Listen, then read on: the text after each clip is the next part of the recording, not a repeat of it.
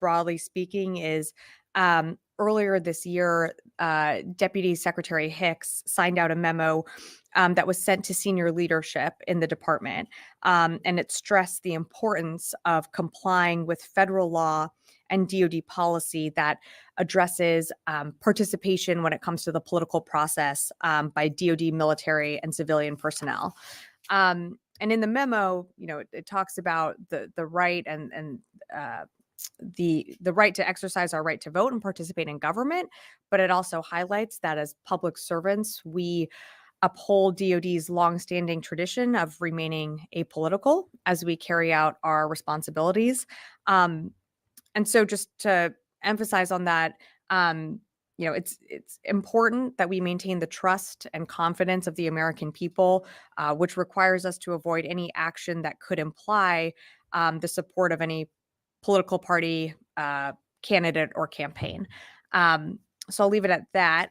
In terms of your second question on the U.S. sailor in Venezuela, I don't have more other than to confirm that a U.S. sailor was detained in Venezuela around August 30th by Venezuelan enforcement authorities while on personal travel. The U.S. Navy is looking into this. We're working with the State Department, but at this time, I just don't have more for you. All right, I'll come back in the room here. Idris. Do you have an update on how many forces are currently in the Middle East? I know there's 40,000 or so. Yeah. And just following on to that, how long do you think you can keep the additional squadron that was sent there sort of in an efficient and sustainable manner? Is that something you just plan on having there for the foreseeable future, or is there end date sort of thing? So in terms of the actual numbers, I don't have more to provide than the 40,000 that I think we had provided maybe a week or two ago. In terms of any force posture movements, I don't have anything to announce at this time. But as you know, and as General Ryder, I think, briefed a few weeks ago, the TR was extended. Eventually, as we do with all carriers or rotations, there will be, she will eventually leave the AOR. But nothing to announce at this time. There's still 2 carriers that remain in the Central Command area of responsibility. And of course, we have the ARGMU in the Eastern Med, along with, a company of destroyers as well. And just switching topics, Sure. The ship that's on fire that was attacked by the Houthis, is there any plan for the U.S. military to help salvage it, given that I know you've talked about sort of the potential environmental disaster if the oil that it's carrying starts leaking? So my understanding is that you're referring to the MV So Union that's still on fire. So for an update, she still sits completely immobilized within the Red Sea, still posing an environmental, potentially catastrophic environmental disaster and a navigational hazard. She still remains on fire. My understanding is that the company of the So Union has contracted tugboats to go out there and to conduct, fire operations and to try and salvage the vessel itself. Those efforts have not been successful, mainly because of the security environment. The Houthis continue to fire, missiles, drones towards shipping in the Red Sea. And they have threatened tugboats that went out for salvage opportunities. They have threatened them. So they did have to turn away. So right now, the ship still remains on fire. There have been no recovery successful attempts yet. The U.S. Navy is standing by to assist, but right now I'm told that this is being done through private means. Janie. Thank you, Sabrina. 2 questions Sure. on Ukraine and South Korea. Okay. Ukraine President Zelensky said that if the United States authorized the use of long-range missiles, Ukraine could easily defeat Russia. So why is the United States reluctant to allow Ukraine to use long-range weapons? So thanks, Janie, for the question. Our intelligence assesses that 90% of Russian aircraft launching the glide bombs and the firing missiles against Ukraine are at airfields that are 300 kilometers away from Ukrainian-controlled territory. So these airfields now puts that out of ATACMS range. So ATACMS would not be able to reach these airfields. So therefore, the challenges posed by these glide bombs, would still remain. And even if Ukraine, were to use ATACMS against the very small percentage of the airfields that remain in range, we've seen the Russian military move those airfields back. So again, the impact would be very little and of very little strategic value. And you had another question? Yeah, thank you. And does the United States still want South Korea to provide additional weapons, including 155 millimeter artillery cell? I think we've been very clear with all partners and allies all around the world willing and able to provide military assistance to Ukraine, including 155 millimeter rounds that we know they desperately need to help Ukraine in their fight. I won't speak for other nations and what they're providing, but as I mentioned at the top, there is a UDCG tomorrow. Air defense is one of the many topics that is going to come up at that UDCG. We know a priority for Ukraine is those 155 millimeter rounds. So whatever other nations can provide would certainly be welcome to Ukraine. I'm going to go to the phones and then come back in the room. Jeff Shogol, Task and Purpose. Thank you. There's been a lot of information recently about Russian influence operations. I was just checking, has Kevin Costner been in the Pentagon recently?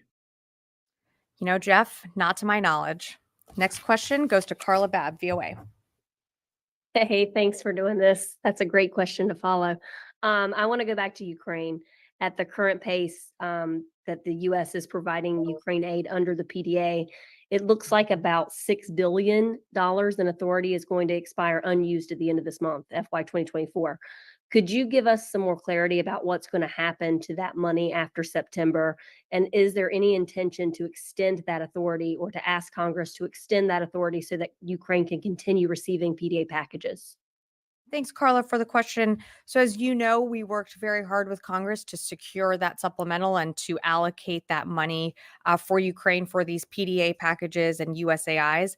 I don't have anything to preview on, what that means for the rest of the amounts that are left.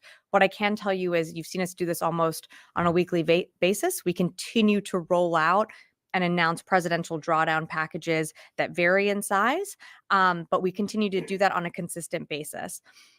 I have no doubt that we are going to use everything we can that's available to us to make sure that we are continuing to provide Ukraine what it needs, both in the short term and the long term. The president has said it before, the secretary has said it, and you'll hear him say it again. We're in this fight with Ukraine for the long haul. We are standing with them for what they need on the battlefield, both in the long and short term. So you're going to see us make use of those funds in any way possible. I'll take one more from the phone, and then I'm happy to come back in the room. Heather, USNI. Thanks so much. With the Houthis in the Red Sea, are you guys noticing any kind of uptick? It seemed like they were quiet for a little bit, and then now they're attacking multiple tankers. Is there any anything that you can say about what might have been causing this most recent uptick? Thanks, Heather. So we've seen this pattern sort of happen over the last few months or since the attack started.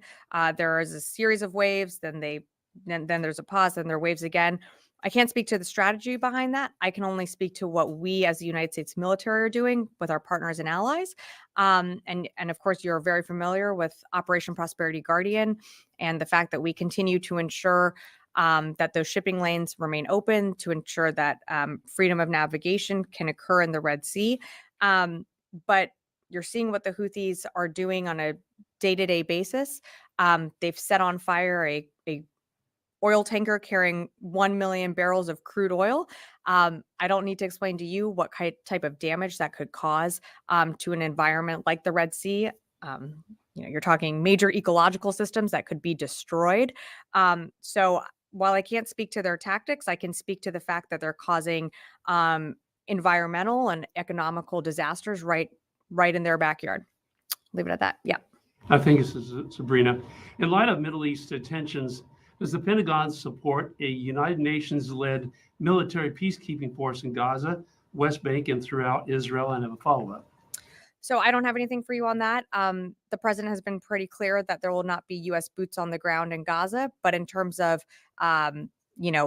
the ceasefire deal, that's something that the United States is working very closely on with our partners and allies in the region. That would include some type of, peacekeeping force, but I don't anticipate that would include U.S. military boots on the ground. Well, in light of Hamas using the Philadelphia corridor in Gaza to smuggle in weapons and potentially smuggle out Israeli hostages into the Sinai Desert, it's according to Israel Prime Minister Netanyahu, what is the Pentagon's perspective on the strategic military significance of the Philadelphia corridor? I think you just mentioned some of the strategic significance of the Philadelphia corridor, but I'd really refer you to the Israelis to speak to that. We know that there are tunnels under that corridor, but ultimately what we want to see here is a ceasefire deal put into place that allows hostages to come home to their families. It's almost been a year now. But I'd refer you to the Israelis to speak more to the significance of that. Fadi. That knowledge of the existence of tunnels underneath Philadelphia corridor, the Egyptians deny the existence of these tunnels. Can you share more about what you know about these tunnels? I don't have more to provide other than what, I mean, I'm not going to be able to do it, unfortunately, an intel assessment from here. I would say, broadly speaking, we know that there are tunnels on that border and in that corridor that have allowed in the past, a movement of weapons shipments into Gaza. Again, what we want to see and what we are focused on, as you know, is bringing home and making sure that we can get into place a ceasefire deal that also allows the hostages to return home. What does you said broadly? Is this based on recent intelligence or Israeli, sharing information? Yeah, I wish I could get into more specifics. I just won't be able to get into that from here, but I'm just gonna have to leave it at that. I'm asking about the type of intelligence, Yeah. but when you make such a claim that there are tunnels underneath the Philadelphia corridor, while Egypt is denying that, I think some explanation is warranted here.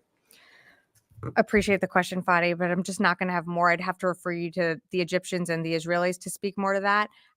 What I can tell you is what we've seen in the past, but I'm just not going to be able to get into any more details from here. When was the last time you? Yeah, I'm just, unfortunately, Fadi, I know this is not going to be a satisfactory answer for you. I'm just not going to be able to provide more specifics. Yeah, Matt. Thanks, Sabrina. Going back to American restrictions on Ukraine's weapon usage. You say that the prime targets inside Russia are outside the range of ATACMS. Yeah. So then what's the purpose of these restrictions being in place? Is this to, protect the Ukrainians from themselves, from you think they would otherwise squander, their limited ATACMS? Or is it a fear of escalation? Or can you explain what the thinking is there? Yeah, Matt, I think it's a little bit of all of those things. I think the Ukrainians, in terms of their own decision making, they have proven themselves on the battlefield just from at the very beginning of the war. I think there were many people reporting at the time that Kyiv was destined to fall within days, and then it was weeks later, months later, and now we're talking many years into this war. We've seen the prowess of the Ukrainian military on the battlefield, so they certainly know how to make their own decisions when it comes to employing these types of weapons and munitions on the battlefield. There is a limited number of ATACMS. It is not there is not an abundance of these long range type of capabilities. And of course, one thing that we're always assessing is escalation. And that's something that we've been very clear about from the beginning. So it's a bit of all of those things knitted together. But they have been very successful in using these ATACMS to take back their territory in the south and the east. And we believe that they have the capabilities and being able to knit those together on the battlefield. They do have a really significant challenge in the east, and being able to direct some of the firepower that they have that direction is what we continue to work with them on. Will the idea of loosening restrictions possibly come up in tomorrow's contact group talks? I can't predict the future. I'm sure, there's been a lot of conversations about that, but right now there's no change to U.S. policy. Yeah, Noah. I'm sorry if I missed this, but the posture changes from Russia to move its assets for glide bombs beyond the 300-kilometer range, was that made after May when the initial restrictions were loosened for Ukraine from the U.S.? When did that occur? I don't know when they started moving that, but all I can tell you is that we know that there have been airfields positioned outside of the ATACMS range. And then secondarily, on the delivery of the last 6 million pounds of aid, does that then mean that the remaining JLOTS personnel who were there in the region will now be heading directly home, or are they still waiting on other parts of the mission? To my knowledge, the only remaining part and component of the JLOTS was that Cape Trinity, so they will be heading home. I'm not tracking that there are any other remaining parts or pieces associated with JLOTS, or personnel, I should say, associated with JLOTS still left in the region. Yeah, yes, in the back. Thank you very much, Sabrina. On 2nd of September, two U.S. Security personnel were attacked by a group of 15 people in Izmir, Turkey. Those people belonged to Nationalist Party of Turkey. How concerning is this for the United States, such exposure of U.S. military personnel to such kind of nationalist group in terms of security of the U.S. security persons abroad? So I don't have much more to add than to what General Ryder spoke to earlier this week. I think it showed tremendous professionalism on the part of our Marines that were attacked there. We fully support the local police looking into this incident. I believe the Naval Criminal Investigative Services are also cooperating with local authorities on this incident. So we're happy that everyone is safe, that everyone is back on that MU, on the ARG-MU. But again, I just don't have more to add as it's an ongoing investigation with local authorities. Great. Yes, in the back. A quick question on first Armenian American military drills that were held recently in Armenia, Eagle Partner 2024. I was wondering if you have any comments on these drills and in a more broader context about the current stage of military cooperation with the country of Armenia or the perspectives. I'm sorry, I'm not aware of the drill, so I don't have anything to offer on this one. Constantine. I would refer you to the COCOM. I just don't have anything more to add. Constantine. Thanks, Sabrina. Going back to the sailor in Venezuela, so the last time a U.S. service member was sort of detained or connected with Venezuela was Jordan Gaudreau, who was a special forces operator looking to basically lead a small coup. Are there any concerns that this sailor being detained as part of something more significant, deeper? I'm not going to speculate, but I don't think so. That being said, I have very little details as this sailor was on personal travel to Venezuela. This wasn't something that was authorized. And as you know, the State Department recommends against traveling there. So, the U.S. Navy working closely with the State Department, I have very little details on this incident. Of course, we'd like to see the sailor returned home, but again, I'd refer you to the State Department for any further questions, and of course, don't want to go down the rabbit hole of speculating. Yeah.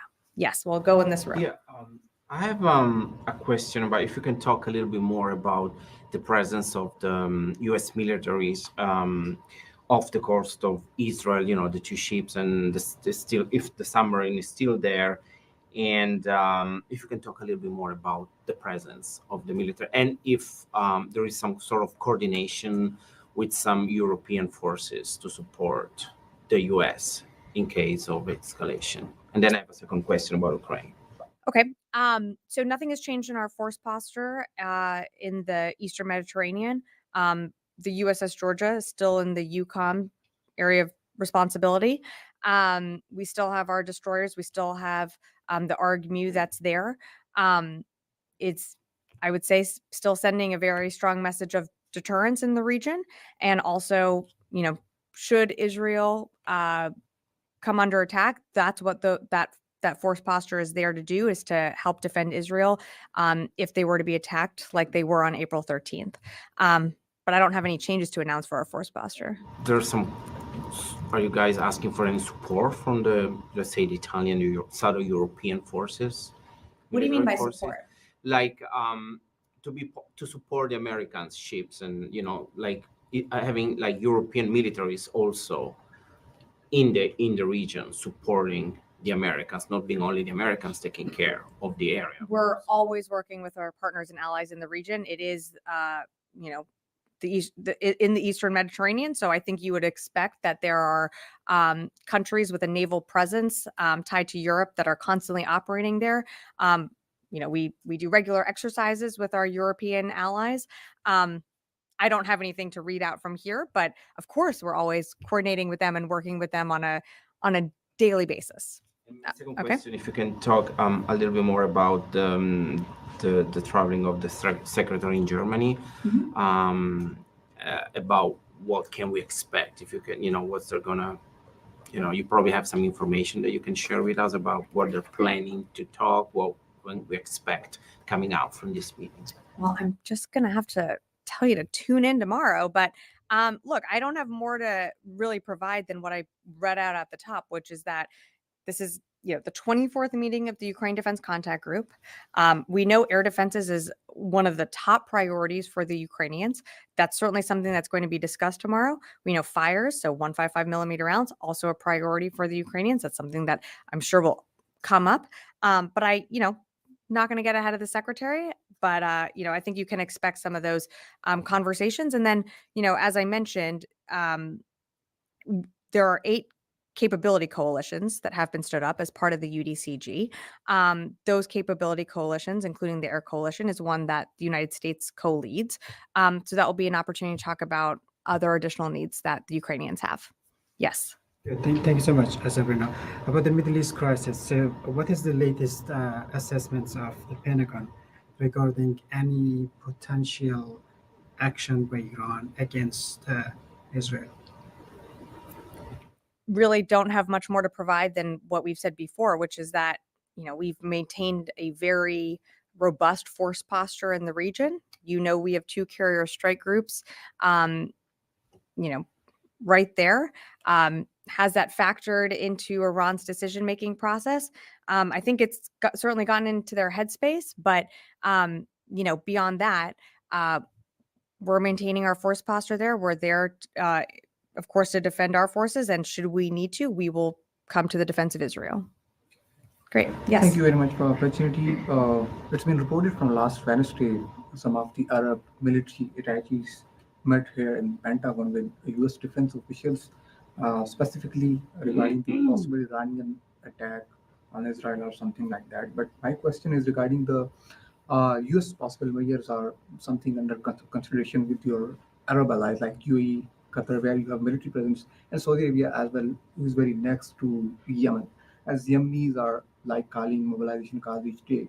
So you have done enough with your Saudi counterparts, Qatar and UAE, on the possible Yemenis, any type of retaliation to counter that? So I think what you're asking is just on, if I'm understanding, and please correct me if I'm not, just asking about what is our response and how are we working with Arab partners in the region when it comes to the Houthis and how they're respond. Yeah, in Yemen. Okay, so the Houthis continue to disrupt shipping lanes within the Red Sea and the BAM. That has caused environmental, economical problems. That is not just a problem for the region, this is a global problem. This disrupts shipping for all around the world. And so when you create, to use the example of the So Union, which is carrying 1 million barrels of oil, if those fires spread to those oil barrels and those oil barrels start leaking into the Red Sea, you are going to have an ecological catastrophe. So just taking a broader step back, this isn't just a United States, Arab partners problem. This is an international problem. Because just think about, and I'm not an environmentalist, but just think about the actual environmental, economical, financial degradation that's going to happen just from that one ship. And they're doing it almost daily. So you have so it's not just an Arab partner, or it's not just an Arab country problem or a United States problem, it's a global problem, which is why the secretary late last year established Operation Prosperity Guardian. And Aspides is another coalition, a European coalition that is also works with Operation Prosperity Guardian and other like-minded nations that believe in upholding the freedom of navigation. So this is something that we continue to work together with many of our allies around the world, and we're going to continue to do so. One little on Department of Justice and Department of State release about the possible interference from the Russian side and the other security threats. We have seen that from June, number of arrests being made by border security officials and some of the South and Central Asian nations people. They've been arrested because of their strong tie with the IS. So the question is regarding the election in the US. Do you guys have some requests from Department of Homeland Security for the coordination specifically to counter these threats? So when it comes to election security, that's something that you saw the Attorney General speak to. So I would refer you to DOJ and the State Department to really speak to how, they are monitoring election threats and handling election security. That's just not something that DOD, was part of that. And so I'd refer you to those two agencies to speak to that. Jared. I just wanted to check if there's any update on the any clarification on this apparent strike by the Houthis on this Saudi-owned tanker, the Amjad. I know there was some conflicting information about whether or not it was hit or targeted. I'm still tracking that the Amjad was hit, but I believe she was able to continue underway. But for more, I'd refer you to the actual company. Yes, over here and then in the back. Yeah, go ahead. Yeah. Thank you very much. About Syria. According to the local news reports, on Monday, the PYD-YPG, or in your words, SDF, released 50 ISIS members from prison. So the United States always says that it is partnering YPG, SDF to counter ISIS. But in that case, the SDF-YPG released ISIS prisoners from prison. So that's a big contradiction. So what is the reaction by Department of Defense on this matter? Yeah, I'm not sure if there was a confusion in some of the facts, but if you're referring to what happened a few days ago, there was, what I understand, a breakout from one of the prisons, and we worked with the SDF to actually get those ISIS militants back in custody. So Central Command put out a press release on that. I'd refer you to that. Yes, in the back, and then last question. Did you not have a question? Never. I thought you did. I'm sorry. If you did not, then never. Okay. So thanks, Sabrina. Yeah. This 6 million pounds of humanitarian aid that Trinity transported to the port of Ashdod, were there originally planned to be transported through the JLAT project? If I'm remembering correctly, this was some of the aid that when the JLAT's mission had concluded, this was some of the original or remaining aid that was still in Cyprus that was loaded onto the Cape Trinity and was waiting to be downloaded in Ashdod at the appropriate time that they were able to do it. So this was not aid that I was tracking that was supposed to go over JLATs. This was already being moved to go through the Ashdod corridor. Since they are coming from Cyprus, I assume that they already went through the security check. That's right. Will they need another additional security check in Israel, or there will be transferred faster than the rest of the aid? So we've been transferring aid through Ashdod for a bit of time, you might remember. So there's once it is checked at Cyprus, it can move through Ashdod pretty quickly. All right. Thanks, everyone.